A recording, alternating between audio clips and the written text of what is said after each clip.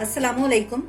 आज मैं आपके साथ एग मायो सैंडविचेस की रेसिपी शेयर करूंगी। इसे ज़रूर ट्राई करें। आपको मेरी रेसिपी पसंद आए इसे लाइक शेयर करें और मेरे चैनल को सब्सक्राइब करें।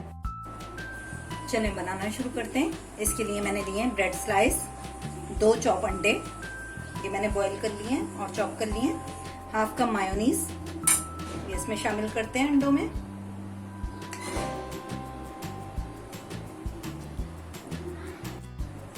Half tea spoon black pepper, half tea spoon salt, इस सबको मिक्स करते हैं।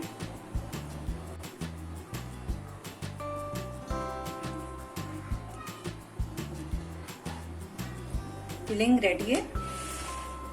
अब स्लाइस की हम कटिंग कर लेते हैं। इसकी कॉर्नर काट देते हैं।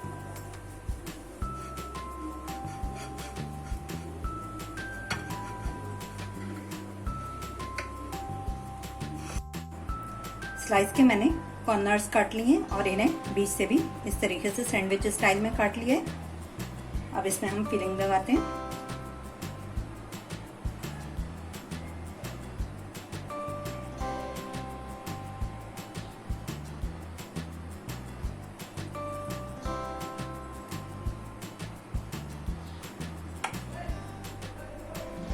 इस तरह से हम सारे सैंडविच तैयार कर लेते हैं।